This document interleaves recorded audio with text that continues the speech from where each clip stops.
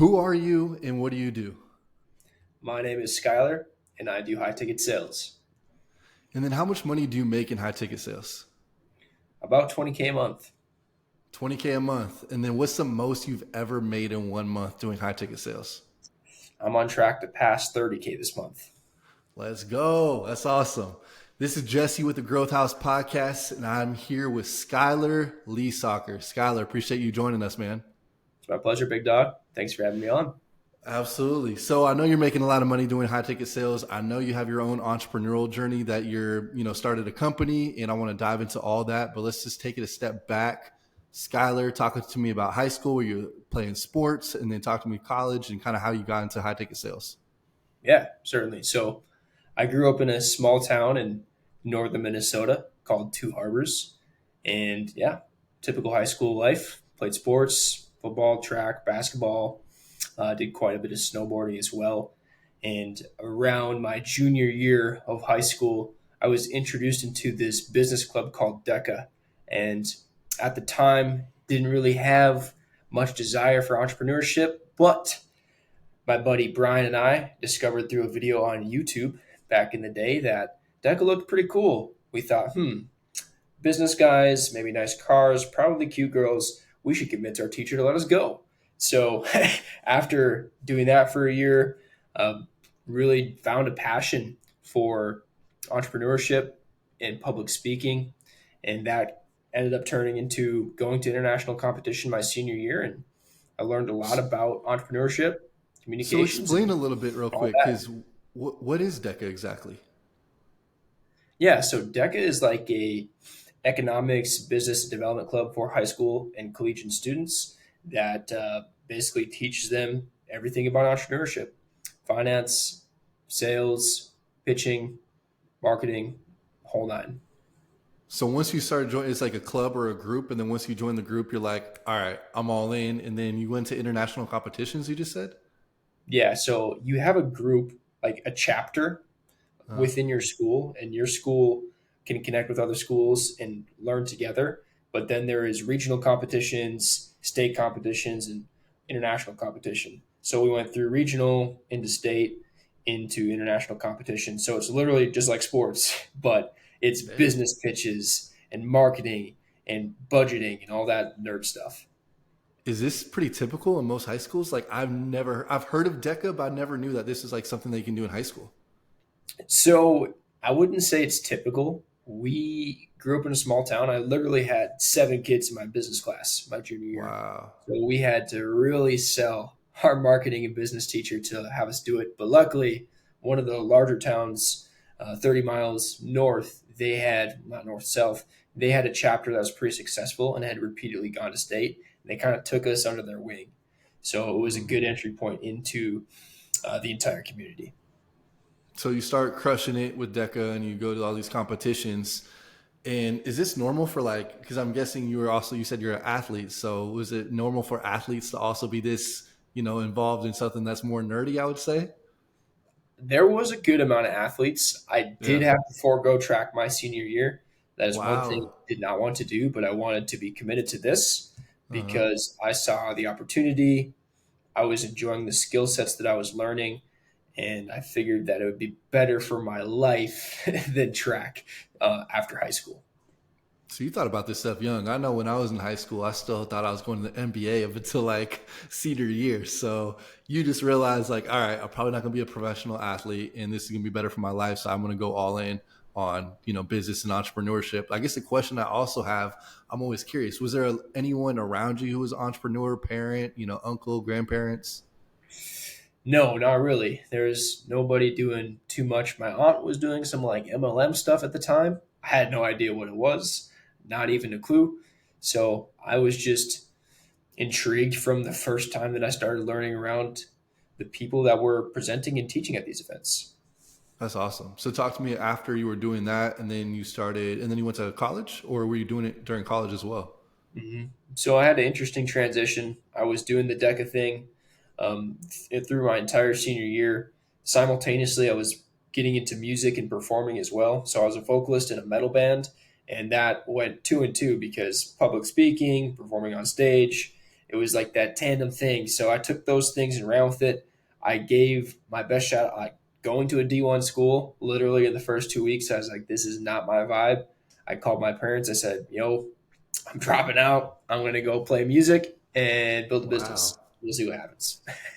All right, you got to talk to me about this music career. Not too many people know, but I was like a ghostwriter and went on tour at Young Thug for a little bit, which is a No whole way. nother story. So, talk to me about the metal band. Like, where'd you guys perform? Like, locally? Did you open up for any big artists?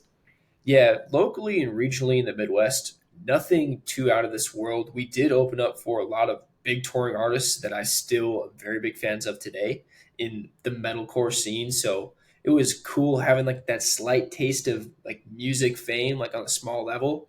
It's Yeah. not, I wouldn't really call it fame, but you could see like the potential. And we did talk to record labels and stuff, and like, we're going to be watching you, scouting you. So it was an interesting experience. But all in all, we went for 5 or 6 years, had our creative differences, and ended up parting ways in 2015. Right about between 2015 and 16. Okay, so you went to a D1 school. After a little bit, you dropped out, told your parents, I'm going to focus on business and your metal band. How were you like living? Were you living with your parents and then also had a job? Were you making money actually doing the metal band? Because I know as an artist, it's hard to make money. Now, I mean, we were making enough to like play shows and record music. That was it. Okay. I was doing Yeah. some work, so I was working in a company at the time as well. So basically, work, music. That was it That for a was few it. years because I really was bought into the vision of being a musician and running Hmm. the business side of it. I, was interested in the marketing, in the sales of CDs and merchandise, and my brain was already attuned to that from learning what I did in DECA. I just know that at that time, looking back, none of us were really serious enough. We didn't really have a mentor around us. As much as it was exciting to have labels talk to you and stuff like that, and other bands say you guys have premise, we had no guidance. And honestly, we just liked to play shows and party at the time, so we didn't really know like left from right. Got it. So 2015 is when you guys ended up just kind of saying, hey, let's put this music thing aside. And then what happened? Yeah, so music never really died. I definitely continue to record music and still do. So it's a very big part of my life. I think it's my muse more than anything. Hmm. So it's been there and always will be. From there, I was introduced to a friend through a friend to a guy that wanted to start a clothing company, but specifically deal with textiles made from hemp. So Hmm. got really into the hemp space, obviously sister plant of cannabis, but I was focused on the industrial side of it. What could we do with textiles, making uh, fabrics with hemp, or the ecological benefits, the health benefits on the body, all that jazz. Before you had companies like Lambs, and all these other companies talking about eco-friendly fibers and cotton and getting rid of polyester. So I was way down this rabbit hole of understanding clothing pollution and the health of certain fabrics that are not healthy versus healthy to the body. So that was really what I got deep into. Okay, like we structured an LLC, business bank accounts, selling merchandise, doing collaborations, driving to festivals to sell shirts, talking to artists, shooting videos, social media. That's when that stuff got, really real. Hmm. Talk to me about how hard it was to get into that clothing space. Because I feel like so many people start with like, oh man, I want to do a clothing brand. And then I feel like it's a lot harder than most people think. Were you guys able to do drop shipping or do you actually, buy the materials and then do your own prints or how did that all work for you guys? Yeah.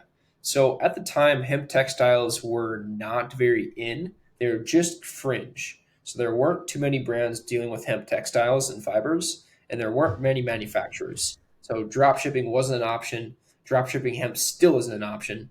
So you had to go direct to manufacturer.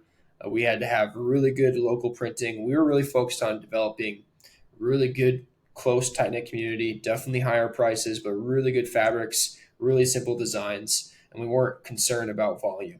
We just wanted to build a really good brand and cultivate it into the community, which I thought was probably our greatest skill set because we did find really good collaborations with musicians and people in our niche, and it was an exploratory phase more than anything else. That's awesome. And then how long did that phase last? Like how much money were you guys able to make from that? dude, we were, doing a couple G's a month at most, nothing too out of this world.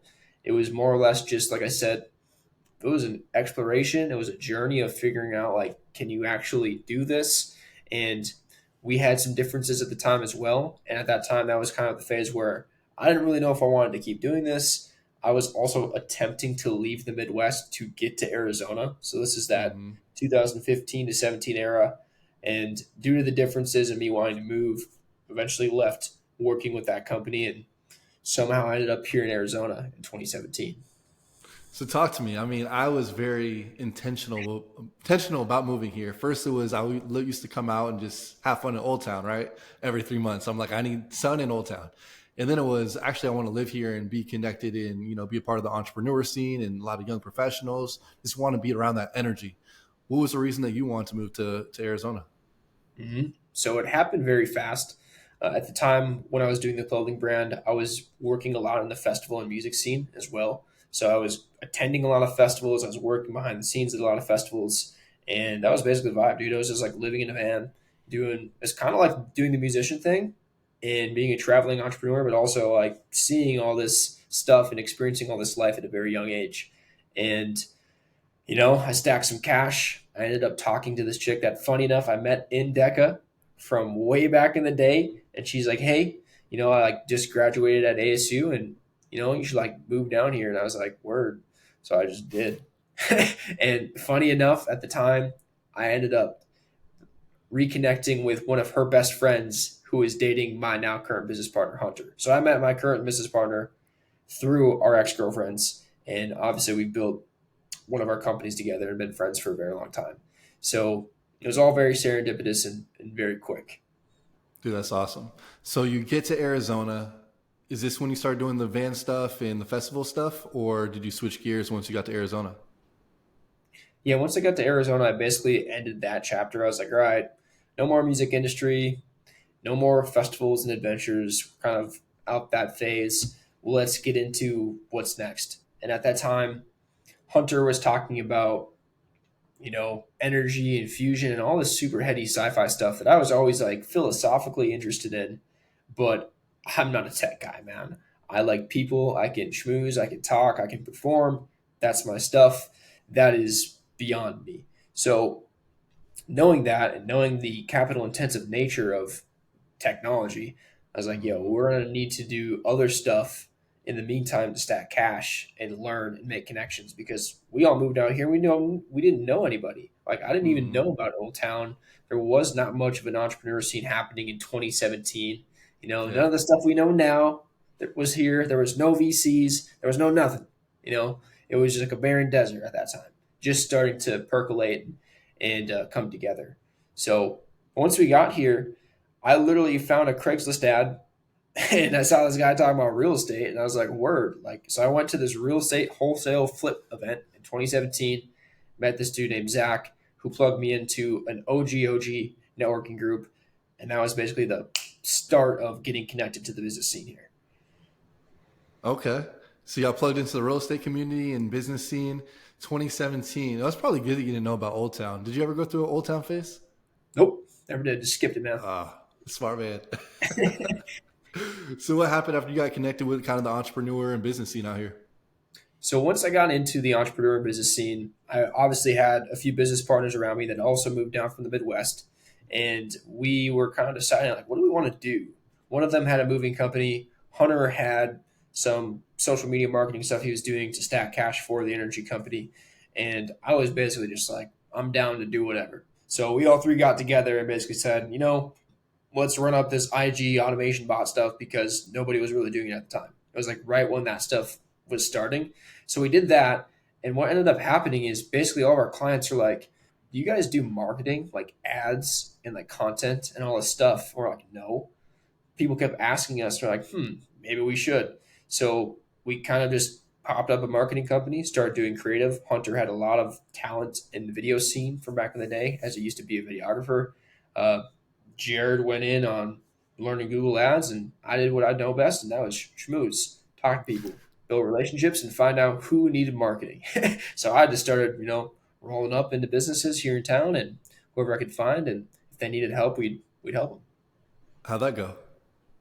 We're pretty good, man. I mean, we were like OGs of helping Protein House locally build their brand at the Okay. start. We were Yeah. running their ads in 2017, helping them get millions of views at the time, and it was like the craziest shit because we were like, "Whoa, this like really works," and it allowed us to start meeting, like, use that leverage to meet bigger clients, and we ended up kind of niching into wanting to deal with high ticket and luxury items. So we Mm. ended up like working with a local yacht company and working with higher ticket coaching services and all this stuff. We're like, dude, this like higher ticket price point stuff is really where we should go. So we ended up doing that. And we ran that for a while and rolled off another e-commerce brand, another attempt at hemp clothing again because like we just wanted to do something with textiles. I don't know why. It was just like, dude, like there's something here. If we can crack the code a second time around, maybe we can do it. And eventually, through all of these trials and tribulations and learning all this stuff in the scene, we still once again ended back up at the energy company. And Hunter was just so fixated on his vision from when we first met that we're basically like, dude, we shouldn't follow this. You know, we should follow this vision and see what happens. Obviously, it's going to take a long time. It's going to be 4, 5, 6, 7 years until we even get into revenue. What are we going to do in the meantime? What's going to happen, right? So I always kind of knew that if this was going to take that amount of time, if we were going to take a long time to raise capital and do anything that I needed to do and I do best, once again, that is sell. So I've always leaned on sales. You know, I had short stints in car sales. I did most of the sales for our marketing company. I did most of the sales for our e-com companies. That's what I've known best, right? So I found myself once again now attempting to get into high ticket sales. I had a few stints working with some cold calling companies and a few stints working with some other local high ticket sales companies. And I learned about the whole world of internet offers. And Mm. that's where things recently over the past 2 years really started to like open up. So I'm curious, before we dive into that story, why never like, oh man, I just want to go do software sales or, medical sales? Cause I know you probably knew it was lucrative in those, industries, but you seem like you're always the guy that's like, no, I want to be part of a startup. I want to, do commission based, it seems like, type sales. Is that Yeah, just what you always wanted, or why didn't you ever go a corporate route? dude, I didn't even know those things existed. Like, gonna be honest, I've never worked for a corporate company. So all I knew in my entire life, and it's still all I know, is like, you eat what you kill. So basically, Mm, my entire mindset was like, if I'm gonna do anything, I'm gonna do it my way. If it's the hard way, I don't give a shit. I'll figure it out. And what that gave me, although it was more challenging through my 20s, and I sacrificed a lot of fun, a lot of parties, all the stuff I could have done, I got most of that out being a musician. So basically, mm, I had like my whole mid 20s. I was like, dude, I'm okay to fail. I wasn't in a relationship at that time like I am now. I wasn't married. I was just doing my thing. You know, it was just me and two other dudes living in a house. And basically, we could do what we want. So we had plenty of room to fail. I didn't want a corporate job. I wanted to know everything that I could about a startup. We had so much time working with companies in the marketing phase and becoming friends with these people that are running big companies. And we were just like, watch their problems. And we were like, why the fuck do they do that? Why are they doing this? If they did this, this would be better. Why have they thought about this? And basically, we started consulting people. And then we basically would mm, sit down after meeting companies and be like, how do we do this better? And it basically became like free consulting. So we just learn and learn and learn from companies doing, tens of thousands of dollar revenue a month to millions. And we just had all of this insight. And then we got really good mentors, like big baller mentors that would bring us to their estates. And we just sit down and ask some questions. So basically, like we were just retaining knowledge, and I knew that eventually, if I knew more than most people would about companies, that I would slot myself into a company and have all this skill set and basically be like, yeah, I can do sales, but I can also do all of this shit.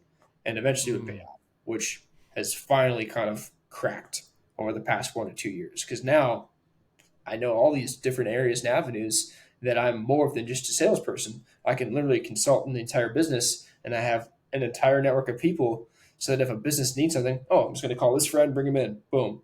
I'm going to call this friend, bring him in, boom. That's it. That's what I do now. There's so many things I want to touch on there. Real quick, this is the difference between you and me. So I was doing the corporate sales route. Guess what? All I know is cold call, outreach, a little bit of marketing, and setting appointments, doing the appointments, and then closing. You, on the other hand, know all that stuff, plus probably operations, probably way more into the marketing aspect of things. So I feel like, yeah, that's like so cool that you're able to learn so many different things within that time period where someone that's stuck just in corporate sales, it's a lot easier, more stable, but you're learning this one thing. So when I branched off, become an entrepreneur, I got to learn all this stuff that you already have down, that you've experienced, you witnessed, you were actually in it, which you can't learn this stuff unless you're really in it. You can't read just through a book. So that's awesome. I love that. So I want to go back and talk about those two friends. Those two friends you actually live with as well. Mm-hmm. What's the benefit? What was the impact that they had on your life? Having those two guys that just wanted to grind with you and that kind of saw the same vision, had that same hunger and ambition. Uh, it's basically a brotherhood pact, meaning I have been through with Hunter and Jared every low and high in my life, and I've been through every low and high in their life. Not only in business, but personally, mentally, psychologically, spiritually, all of it. So Mm. that said, basically, they're my best friends, but they're business partners that I could literally count on for anything, like with my life, with my animals, with my friends. Like if I knew that I like got KO'd or taken out, like my wife would be fine, my family would be fine, like all my stuff would be good, right? So basically, going through that type of stuff with them has cultivated a bond that is just unshakable. And what that's done for us is in the most intense times in our business that I truly believe that most people could not handle from some of the things we've been through, we literally can sit back and go,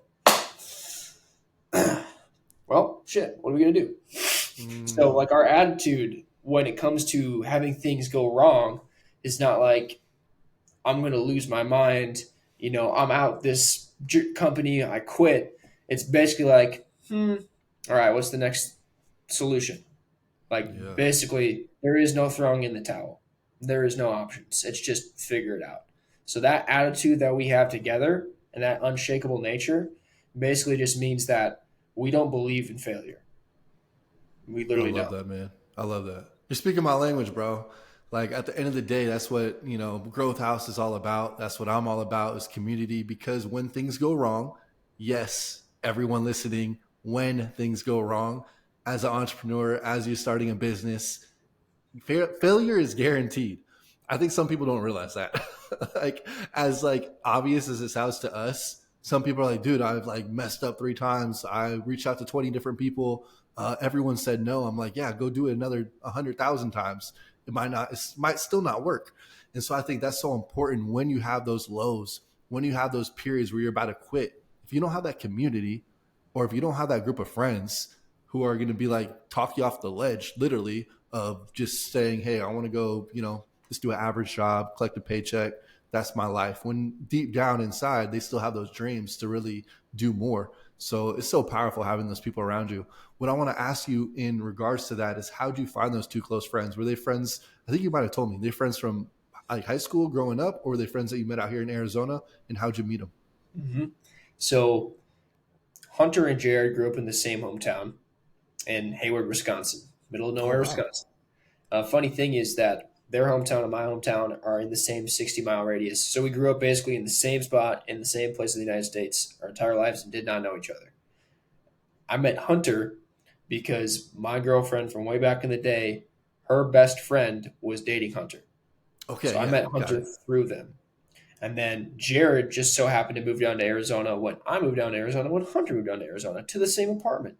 So basically, God said, yo, I have a plan for you three very, very long ago. And we've been following ever since. That's amazing. I love that.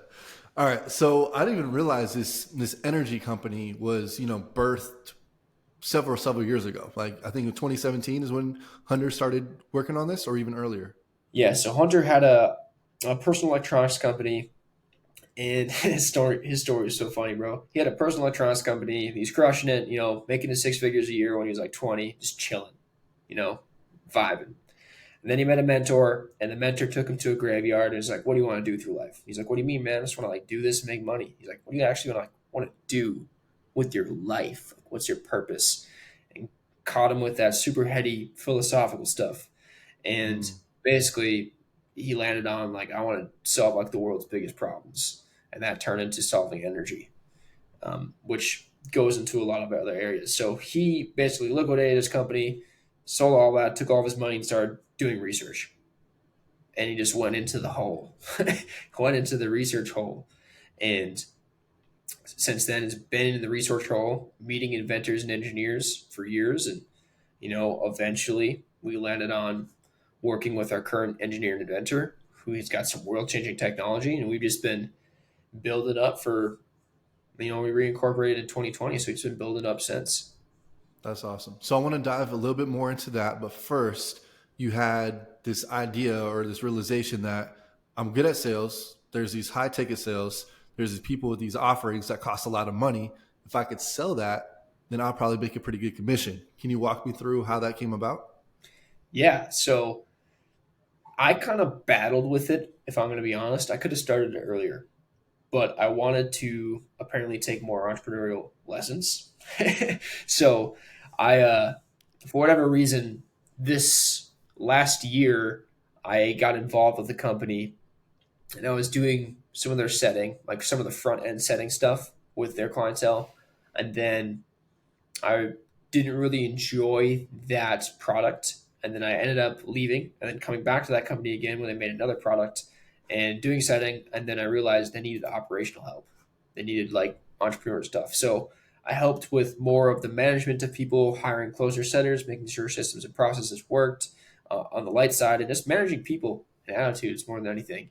So once I had that, and once I had done a bunch of cold calling for other companies and learned some more about that stuff, and also the tens of thousands of sales calls I had prior to it with car sales and my entrepreneur stuff, I basically stacked up like a ton of knowledge on top of raising money for our company. So like the amount of no's and calls that I've taken is just like astronomically high. Like I've just done so much volume at this point, or basically I was like, all right, my volume is bar none.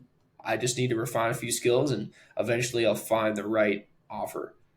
Somehow on LinkedIn, one of my friends that I had known from a few years on LinkedIn, who we weren't even talking about sales ever, we were talking about just politics and world problems. And he lived in Australia and he was a cool dude. And he's like, "Yo, dude, I built this sales app where I can like connect people that are looking for offers. Can you like test it out for me?" And I was like, "Sure, bro." He's like, "I'll give you it for free. Just like test it out and like beta it. Let me know." So I baited it, put in my information, tested it, submitted some stuff, and then somebody pinged me and they're like, "Yo, do you want it on this offer?" I was like, sure. Like I'll check it out. Like just thinking I'm gonna beta it. And I basically ended up meeting, this was in May of this year, April, May of this year, I ended up meeting uh, a company, a recruiting company, and they recruited for high ticket offers. And I was like, okay, I've heard of companies like this before. I'm skeptical, but they're like, dude, like, get on an interview with us and just see what we're about. I'm like, okay, cool. So I got on with them, like, hit them with the resume and the CV, and they're like, yo, your entrepreneurial journey is like wild. We like it. So they're like, you should talk to this company, the company that I'm on. I got on with the company that I'm with right now, had my first interview, and the guy's like, dude, I really like you.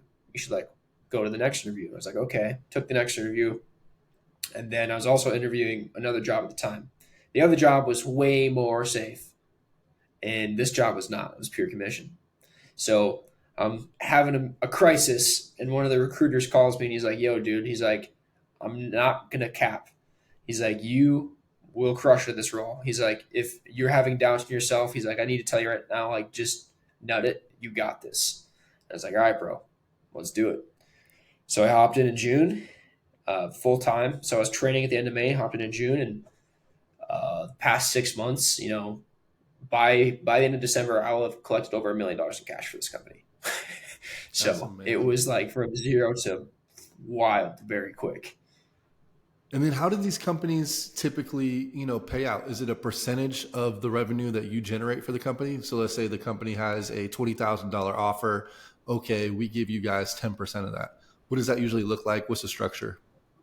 Yeah, so I would say it all A, it's your skill set, and B, your ability to negotiate with the offer. So I started at Oh, an wait. 8%. Stop right there because I think that's something that people don't realize. If Yeah. you're in sales, guess what? When you interview for that role, the whole point is to negotiate. They want to actually see you live in action.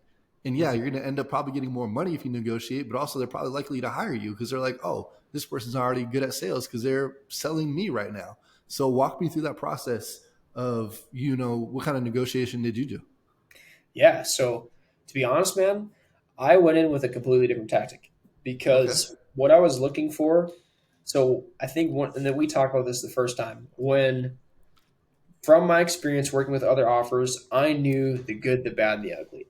So I Mm-hmm. went in hunting for a company that I could help beyond sales because I knew that I could provide more value to that company and justify higher commission rates if I did this correctly. So Mm-hmm. basically, I was like, ask them, what are your systems? What are your processes? How are you collecting money? What does it look like? How long have you sold this product? All the questions that nobody else would probably ask, which is why they hired me. They're like, why do you care about this stuff? I'm like, Mm-hmm. because if I work for you, this is my company. That's it. That's not somebody I work for. I don't work for you. Like, this is our team. That is my standard. If I work for somebody, it's I'm in. That like it's mine. So I want it to be good, like it's mine. I don't want to be here and be like, oh, I wish it was like this. No, it's like this because I have influence to make it like that. That's the only option. So they said, cool. And I said, cool. Well, give me a shot. They gave me a shot. I came in, learned how to sell the product, and then I was able to stick my fingers in the whole pot and basically fix all the things I wanted to fix, which gave me more accreditation. And then I was able to go negotiate for more than what I would have if I did it at the start. I love that. Yeah, you led with value, and you knew you had more to offer than just sales, and you figured out what's the pain points that they currently have, and then you filled those pain points with your value. Man, that's great. So many lessons right there. If anyone's looking to get into high ticket sales, like rewatch this because this is gold. So once you got in, what'd you end up doing? Because I know you mentioned that you ended up getting a coach. So you already had this experience. When did you decide to, and why did you decide to hire a coach? Mm-hmm. So about 2 months into fully selling, I was doing okay, making like 7 or 8K a month, but I realized that I'm not even close to my potential and I never will be. And I need somebody to help me unlock it. Right. So, So let me ask you before you dive in, what do you feel like you weren't doing well? Like were you getting stuck in the sales cycle and not able to close? Was talk to me yeah, about what you were stuck with. you cut out just a little bit there. Can you repeat that? Yeah. So basically you said you want to hire a coach because you felt like you were lacking in certain areas. What Mm-hmm. areas do you feel like you were lacking? Was it the closing? Was it the cold calling? Yeah. So, specifically, is objection handling. And I think this is a thing that most people actually struggle with and don't want to admit. And this is also the thing that 99% of sales trainers don't deal with at all. Hmm. They were like, "We need to fix your tone, bro. You need to like build more rapport. You need to like sound less salesy. You need to like change this." All about changing who you are and how you talk and your linguistics and trying to make you sound like somebody you're not. Where the sales coach that I landed on, he was like, "Bro, all sales really is at the end of the day, when it comes down to it at the end, the biggest problem is people not being able to deal with people's bullshit. And people want you to help them deal with their bullshit. So once you really understand the psychology of sales, people, if they need your product and they're still talking to you, they want you to help them overcome their fears, or they want you to tell them why they need this. And if you can't stand in the heat and in their emotional ups and downs, and you start to take it personally and you get your emotions involved, you're not going to win. Hmm. So sales is about, it's kind of like being able to hang out there while all this is happening in the customer's mind and just walking them through the process, walking them through their stuff. So the sales coach that I picked, his name is Bill Walsh. He was just saying things that nobody else was saying in sales. And at this point in time, I'd never bargained my money with anybody in sales training because I thought they're full of shit. And for the first time, I felt like this is somebody that's not full of shit. And then I sat down and he was the one that was selling me. I was like, dude, there's no other sales trainers that are selling their own programs, not at the rate that this Mm. guy's selling them. So I was like, this guy's actually living it. Okay, there's something special. So I joined. And there's something very special in his community and his people because he's got more testimonials than anybody else. He has more tactical training than anybody else. And it's not focused on changing who you are or your tone or any of that BS. It's just focused on helping you deal with the hardest part, which is the objections. 20% of people are not going to do the deal, 20% will always do the deal, and 60% need you to help them do the deal. And if you can't deal with their, I think about it, I need to talk to my partner, I'm scared, or money logistics problems, you're toast. So I knew I needed help. You know what I'm about to ask, right? Yeah. All right, let's go through a couple of those. Yep. So, what's the most like? Let's do top three common objections, and then how, in general, would people most likely answer those? Mm. Okay. So the let's start with the I dreaded. I need to think about it. Okay, Okay. Skylar, I need to think about it, man. Do you want me to say like how people would normally say it and then go Bill style? Ooh, yeah, do both. I like this. Okay. So how people would usually think about like how they usually say is when they get to think about like, oh yeah, no worries, like cool. Like go think about it, then like let me know. Or cool, like, why do you need to think about it? And that puts them off, right? Yeah. So they'll get one of those vibes, or based upon whatever sales trainer they have, they'll like start to go in their thing. For me, kind of be like, all right, interesting. It sounds like this decision is very important for you to make. And I try to open up a little bit with some Chris Voss, which is not inherently wrong, but not super effective, right? It could be used in a better context. So now I'll go through Bill style. So now when you get I need to think about Bill style, it's just like, cool. No worries, man. Let me ask you this before you go think about it. Do you feel like what I've shown you today can actually help you get to this goal? Yes. Okay. Why do you say that? Mm, because it's going to help me, accomplish X, Y, Z. Okay. Word. So that said, Jesse, when you go think about it, what else is coming up for you just to see if I can help with that? I don't know if I have the money. So there you go. You go and find the real objection. Yeah. So it's just a smoke screen. So it's basically like Mm, you let them do their thing, but it's just to figure out what's really going on. And then from there, mm-hmm. the framework isn't, there's no more framework. The framework, think about it, is just to get to the real objection. It's the same thing if it's a spouse. Let's do a spouse one. Okay. Okay. Hey, Skylar, I gotta, talk to my wife about this. It's a big decision. Cool. No worries, man. I got a wife myself, so I can totally respect that. Before you go talk to your wife, and have that chit chat, do you feel like what we actually talked about today can, help you achieve your goals? I would like to think so. Yeah. Okay. And tell me more about that. Well, it's something that I've been wanting to do for a while, but just been putting it off. It's not something that's that important to me right this second. Okay. Understood. So when you say it's not important to you right this second, why are you even on the call with me in the first place? That's a good point. Well, actually, yeah, I've been putting it off, so it is important to me. That's why I booked the call and spent the time on here. And actually, I do think that it's a good fit. Okay. Word. So since you want to do it and you know that it can help you, when you go talk to your wife, do you think that she would want you to hit those goals? Yeah, for sure. It'll definitely help out the whole family. Okay. So if you think your wife would support you, and this is for the greater good of your family, is there any good reason you wouldn't just do this thing right now? No, actually, you know what, Skylar, let's do it. I'm ready. All right, word. Pull up the Amex, bro. We'll get you rocking and rolling. Love it. Yeah. So just like slight adjustments in the frameworks. The really interesting thing about Bill's methodology is, the way that he sees it is the I think about it. I need to talk to spouse are just really smoke screens for either I'm afraid Mm-hmm.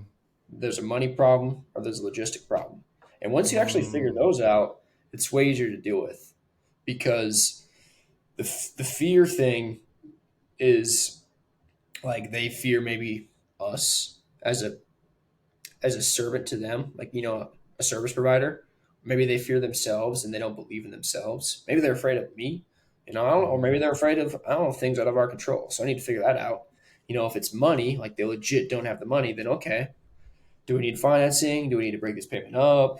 ETC if it's logistics, like life is crazy right now.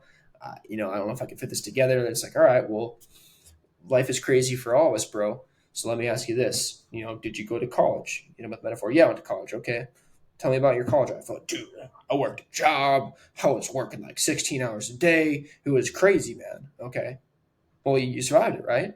Yeah, of course I survived it. I'm on the phone with you now. I'm like, all right, so do you think it was great and it was a benefit to you? Yeah, dude. I mean, I learned what I learned. I make great money now. I have all these skill sets. Okay, so you did something that was hectic and it didn't really logistically make sense, and you came out the other side just fine, right? Yeah, I did. Okay. mm. So is it not the same as right now?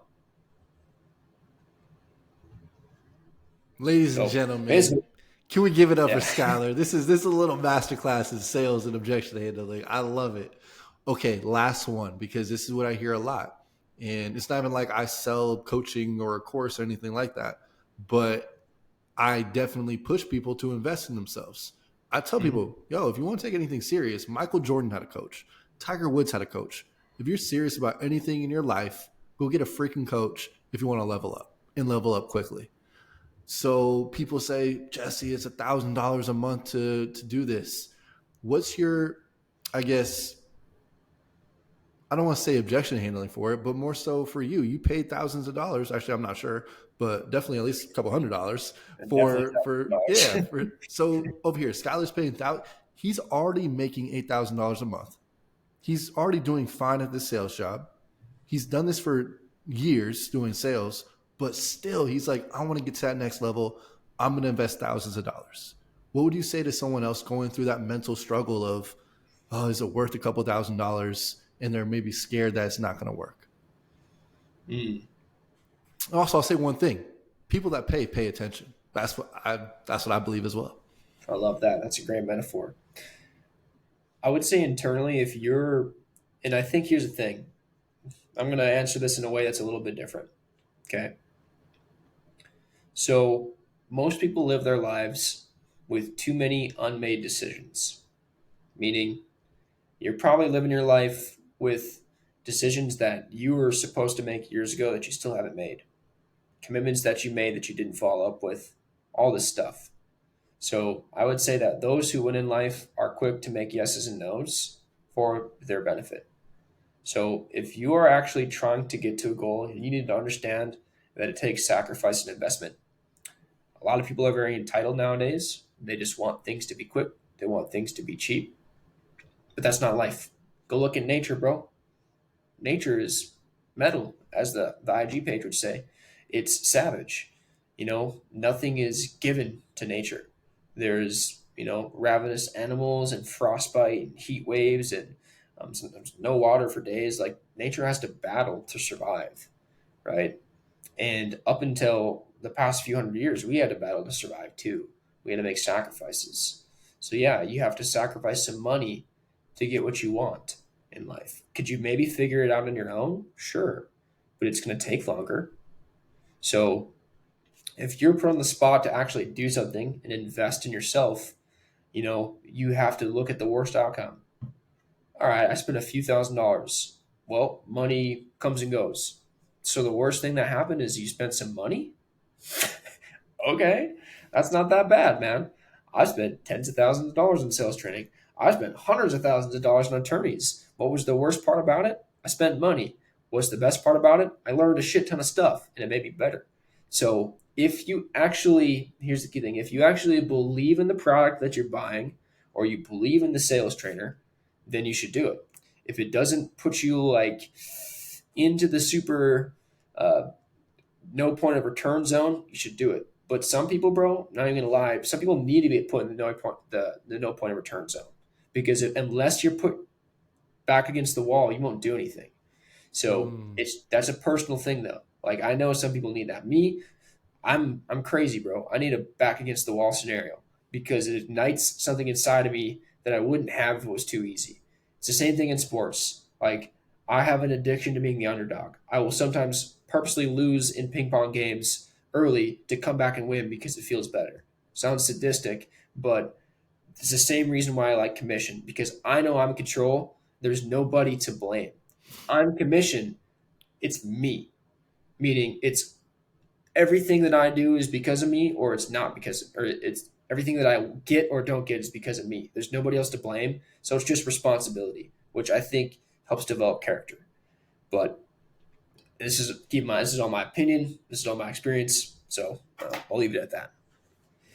All right, content team, that was fire. So definitely clip that one up. I want to ask you a couple more questions. One question, I'm actually just doing this because I just want your take on this. Yeah, I think it was Ed Milet. He said, and I posted this on Instagram the other day. If anyone has quit on their dream, their adversity was greater than their love. Love for themselves, their family, the people who believed in them. I want you just to riff on that. What do you think about that? I think it's facts. I love Ed Milet. By the way, he's fantastic, and I hope to meet him sometime soon. Um, that said, I agree because I spend most of my time in the late hours at night or early hours in the morning praying, but also thinking about my family, my friends a lot. And I live with this concern that if I'm not living at my greatest potential, that there's no chance that my family and friends are going to get to the next level. Hmm. So the reason that I left my hometown is because I knew that I wasn't going to be the best me stuck with all these people and their habits. That's nothing to say poorly about my friends or family. It's just that I wanted something greater because I didn't want to be a victim to circumstance. So I had to leave and go out into the wild of the desert with nobody that I didn't know to learn who I wanted to become. And in life, unless you're willing to sacrifice the things you think you want for what you actually want, you're never going to get to what you actually want. And I didn't know what I wanted for a long time. I was just kind of, ebbing and flowing with the wind. And until I really realized that I'm never really going to amount to anything unless I give up who I think I'm supposed to be, I'm not really going to know who I am. So Hmm. there was a deep journey through that mid 20s period to figure out like who am I? What's going on? All this stuff. What does God place me here for? It's been a question that I've wrestled with my entire existence, and I still do. So, like, my mindset is just I have to win. I have to do great things. I have to pull my family and my friends from where they're at. So, I don't know why it's like that. It's just this character trait that's been embedded in me since I was young. So I don't know why some people are like that. I don't know why others don't act like that, but it's just how I think. And it terrifies me to not be the best person that God made me to be. I'm so scared of not being who He made me to be. So I live with a terror and a reverence for God more than anything else. And, this book is really important to me, minus my swearing and my cussing and my character flaws that I'm still working on. I'm just a man, obviously, but the thing is that there's so much more to life than social media, the phone, this podcast, your computer, your car, your material, your stuff. And until you like really take this in and realize that, you're gonna like die. So is all of your friends and family. We're all exiting this place without the bodies, without the stuff, without the experience. It's all going away until you actually get afraid of that. And you're like, oh, like, wow, you're not going to like develop that grit you need to get going and do something great while you're here. So, Hmm. very long-winded answer, but I don't know, dude. I just live with the terror that I'm not going to be who I'm supposed to be. So that fuels me to do stuff that isn't fun, and sometimes I don't want to do, but have to. And I'm obviously not perfect. Like I find myself slipping on the scroll and doing things that I shouldn't be doing sometimes. But what keeps me on track is that feeling, that intensity in that long term vision. Like I don't think about anything like next year. It's like 5, 10, 15, 20, 30 plus years out. So I can just hold out for a long time for sure. Wow. You can't see it probably, but I got goosebumps, man. Like those are powerful words. And I know a lot of people are resonating with that. And that honestly reminds me of another thing. Ed Milet says that he says at the end of, life, hell for him is God introducing him to the man that he could have been, but he didn't live up to it and they don't recognize each other. And then Mm, heaven would be God introducing him to the man that he could have been. And they look at each other and it's a mirror reflection. They're the same person. yep. So, bro, that's deep, man. I mean, I know so many people are going to connect with this podcast. People are going to want to reach out to you. So before you say, how can people connect with you? And then also, what can we as a Growth House community help you with potentially? What are you looking for? Quickly kind of say, where's Skylay going to be at in 1 to 2 years with the energy company, with high ticket sales? Like, what's your game plan for the next couple of years? Yeah, so I'll go in reverse order. So energy company will be the full time thing in the next 1 to 2 years, if not earlier. I want to continue to consult people who want to do high ticket sales. I want to push as many people to Bill Walsh as I possibly can because I believe in him and I can't appreciate him enough for what he's done for me and all the other people that he's helped. If you want to find me, you can find me on LinkedIn. You can find me on IG. I might be sparse to respond because sometimes I just go on social media fast and I won't be there for a few days because I'm in the hole selling people and building an energy company and spending time with my wife. So yeah. Love it, man. Skylar is honestly like, I know we kept on rescheduling and it looks like I'm in the dark and actually I am. I just have a ring light on me right now, but it's about 9:30 at night. So I know why it's probably like, dude, Skylar, what you doing? So I appreciate you, man. Appreciate the time. I know a lot of people are going to resonate and connect with this podcast, brother. Yes, sir. I appreciate you having me on again. All right, man. Jesse Ray with the Growth House podcast, and we're out.